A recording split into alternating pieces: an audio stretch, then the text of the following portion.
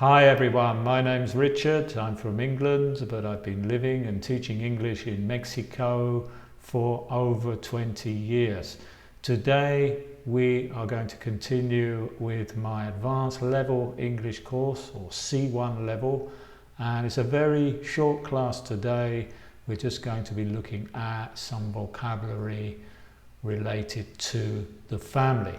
So to begin, I'm going to read some text with what I hope is new vocabulary for you, and then after that I have some additional vocabulary and a few idioms. Before we begin, remember you can book a private class with me using Zoom. The link to book a private class is in the description of this video below here. So let's begin with the class, the family vocabulary. So I'm going to begin by reading this text, and the words in red are the new vocabulary that we're going to look at. Nowadays, many people no longer live in a nuclear family. Divorce is much more common than it was in the past, and this means that more people are remarrying. Consequently, many children live with step-parents and have half-brothers, half-sisters, step-brothers and step-sisters. So let's look at the vocabulary. First of all, we have nuclear family. What is a nuclear family? A nuclear family is a family consisting of two parents and their children, but not including aunts, uncles, grandparents. So it's just the mother, the father and the kids. Next we have step-parent. Step-parent. A parent who is married to the father or mother of a child, but who is not that child's own father or mother. A stepfather or a stepmother. This is what happens if your mother, for example, or if a child's mother remarries another man, then that man is the stepfather of the mother's children. Let's continue with a half-brother. A brother who is the son of only one of your parents. So if a child's father was married previously and he had children in that previous marriage, the children of the previous marriage would be half-brothers and half-sisters of the child in the current marriage. That's different from the next one, or the next two, which is a step-brother and a step-sister. So a step-brother is not your parent's son, but the son of a person that one of your parents has married. So in this case, if your mother married a man when you were already born, so that man was not your father, but that man had children from a previous marriage, then they would be your step-brothers and your step-sisters. That is to say, they would not be genetically related to you. A half-brother and a half-sister would be genetically related, but a step-brother and a step-sister are not genetically related at all. Let's carry on with the next slide. In the past, members of extended families usually lived in the same area. However, in the UK, this is often no longer the case, with many families being more spread out. So many people rarely see their relatives. So let's begin with extended families. An extended family is a family unit that includes grandmothers, grandfathers, aunts, uncles, cousins, etc. in addition to the parents and children. We saw previously that a nuclear family is just the parents and the children, and an extended family is the parents, the children, the grandmothers, the grandfathers, the aunts, the uncles, the cousins, everybody. Let's carry on with the next one, which is spread out. Spread out doesn't only apply to families, but I put it in here, dispersed over a larger area rather than being close together in a group. Spread out means widely distributed. Widely distributed. Let's continue with relative, a person who is in the same family as somebody else. So a relative could be your mother, your father, your brother, your sister, your grandparents, your uncles, your aunts, your cousins, etc. So notice here I'm not teaching you mother, father, brother, sister, uncle, aunt, because this is advanced level, so you should already know the basic family words. Let's carry on with the next slide. People are living longer than they did in the past, and as a result, many children have living great-grandparents or even great-great-grandparents. So great-grandparents are parent of your grandparent, and great-great-grandparent are parent of your great-grandparent. So we could go further back and say great-great-great-grandparent, which would be the parent of your great-great-grandparent.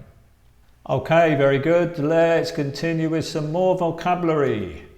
Take after somebody. To take after somebody means to look or behave like an older member of your family, especially your mother or father. Your daughter doesn't take after you at all.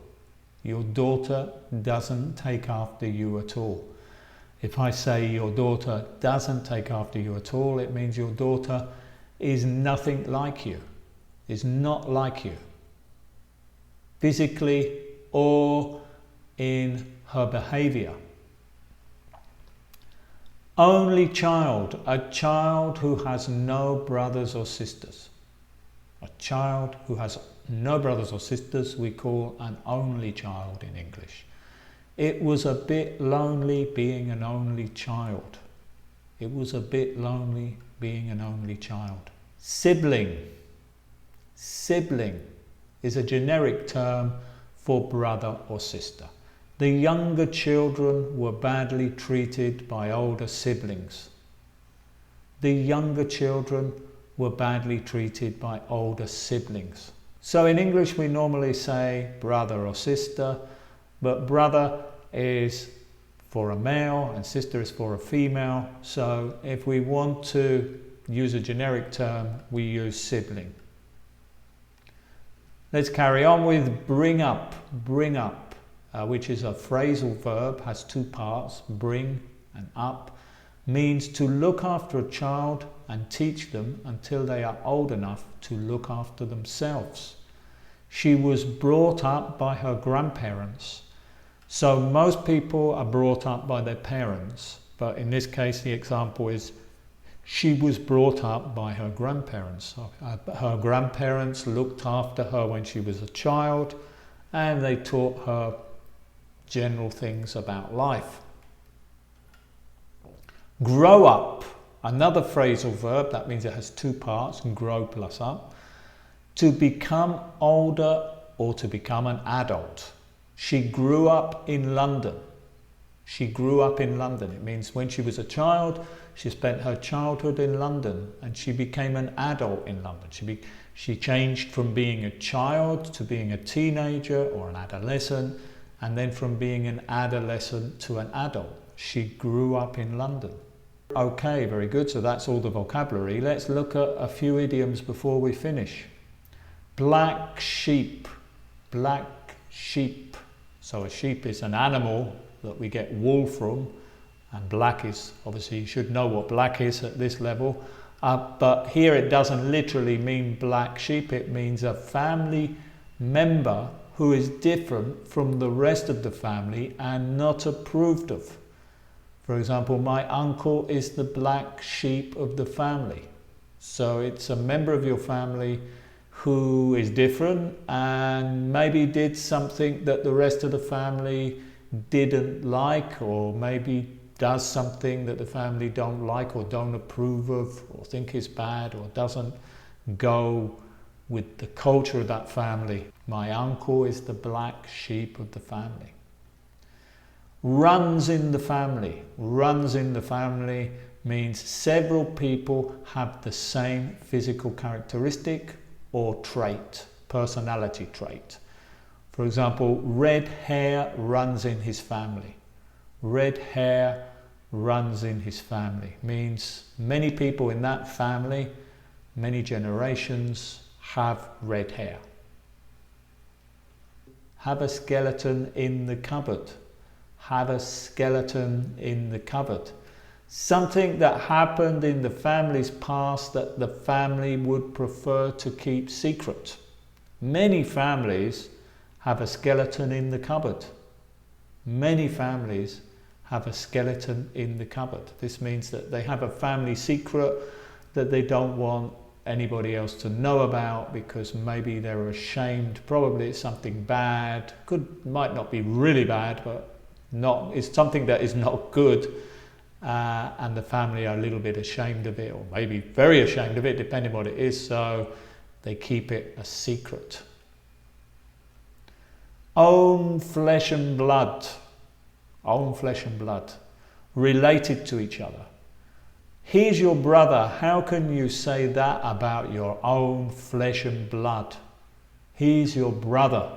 How can you say that about your own flesh and blood? So when you say someone is your own flesh and blood, you mean it's a relative, a close relative.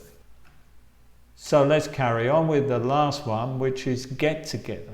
Now get together here, get together is a noun. A get together is an informal meeting or party. We usually have a family get together at Christmas. So it's a little party, it's not a big party, it's normally a group of relatives, or it could also be a group of close friends, a sort of informal meeting, like a party, but smaller, more informal, and with close friends or relatives. Okay, very good. With that, I've finished this class 7 of my C1 level Advanced English. So I hope to continue this course, and I hope to see you very soon in other videos. Thank you very much for watching. Goodbye.